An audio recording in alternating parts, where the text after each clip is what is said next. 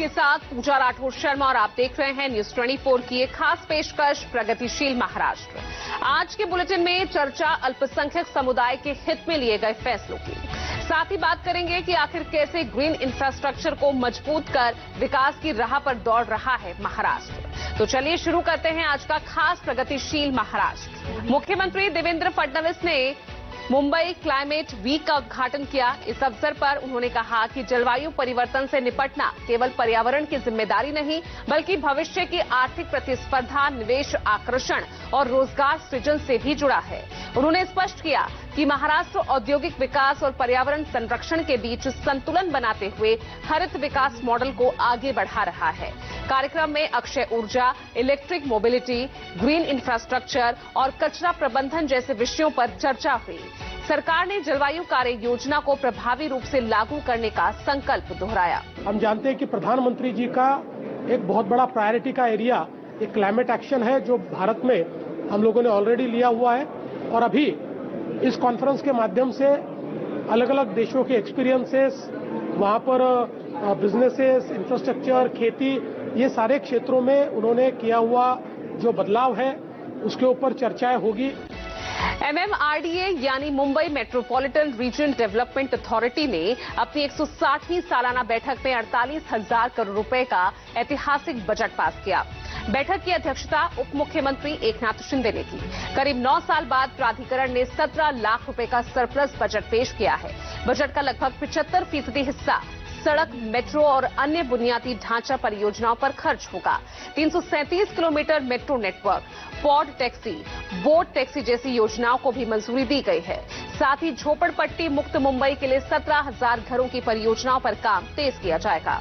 MMRDA का आज का इस साल का बजट जो है 48,000 करोड़ का है और इसको आज मान्यता दी हुई है। 2017-18 के बाद पहला ये अर्थसंकल्प है, सरप्लस है। लेकिन ये जो पैसे खर्च हो रहा है ये टोटल 75% मेट्रो पे और रोड फ्लाईओवर्स पे खर्च हो रहे हैं।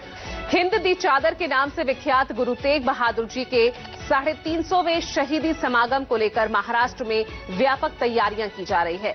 मुख्यमंत्री देवेंद्र फडणवीस के मार्गदर्शन में ये आयोजन धर्म की स्वतंत्रता और सद्भाव का संदेश फैलाने के लिए किया जा रहा है। सरकार ने गुरु परंपरा की शिक्षाओं को स्कूल पाठ्यक्रम में शामिल करने का निर्णय लिया है। मुख्य समारोह 28 फरवरी और 1 मार्च 2026 को होगा, जिसमें पीएम नरेंद्र मोदी और गृह मंत्री अमित शाह शामिल होंगे। नांदेड़ में कार्यक्रम की तैयारियां तेज कर दी गई है। ग्लोबल इकोनॉमिक कोऑपरेशन 2026 के उद्घाटन समारोह में मुख्यमंत्री देवेंद्र फडणवीस और केंद्रीय मंत्री एस जयशंकर शामिल हुए। फडणवीस ने कहा कि भारत की तेज आर्थिक वृद्धि ठोस नीतिगत बदलावों का परिणाम है। उन्होंने बताया कि प्रधानमंत्री नरेंद्र मोदी के नेतृत्व में भारत एक भरोसेमंद वैश्विक साझेदार बनकर उभरा है। उन्होंने कहा कि महाराष्ट्र देश की जीडीपी में बड़ा योगदान देता है और निवेश का प्रमुख केंद्र है। राज्य ईवी, सेमीकंडक्टर, ग्रीन हाइड्रोजन और नवीकरणीय ऊर्जा जैसे क्षेत्रों में तेजी से आगे बढ़ रहा है। महाराष्ट्र माइनॉरिटी डेवलपमेंट डिपार्टमेंट की समीक्षा बैठक सह्याद्री अतिथि गृह में उप मुख्यमंत्री सुनेत्रा अजित पवार की अध्यक्षता में हुई। उन्होंने निर्देश दिए कि अल्पसंख्यक समुदाय के लिए निर्धारित निधि का वितरण पारदर्शी और समान रूप से किया जाए। सरकार सामाजिक, शैक्षणिक और आर्थिक विकास के लिए प्रतिबद्ध है। मौलाना आजाद निगम की शिक्षा ऋण सीमा 5 लाख से बढ़ाकर 20 लाख रुपए कर दी गई है। मदरसा आधुनिकीकरण योजना में अनुदान भी बढ़ाया गया है। युवाओं के लिए कौशल विकास और रोजगार योजनाओं को प्रभावी ढंग से लागू करने पर जोर दिया गया। दिल्ली के भारत मंडपम में आयोजित इंडिया एआई इम्पैक्ट समिट के तहत राष्ट्रीय महिला आयोग, अंतर्राष्ट्रीय दूरसंचार संघ और संयुक्त राष्ट्र प्रशिक्षण व अनुसंधान संस्थान यूनिटार के सहयोग से एआई और आर्थिक शक्ति, महिला नेतृत्व में समृद्धि की रूपरेखा विषय पर विशेष सत्र हुआ। महाराष्ट्र सूचना एवं जनसंपर्क विभाग के प्रधान सचिव और महानिदेशक ब्रिजेश सिंह ने कहा कि एआई सिस्टम अक्सर पुरुष प्रधान डेटा पर आधारित होते हैं, जिससे समानता और संवेदनशीलता प्रभावित होती है। उन्होंने चेताया कि हाइपर ऑप्टिमाइजेशन का असर महिलाओं की सुरक्षा पर नकारात्मक पड़ सकता है।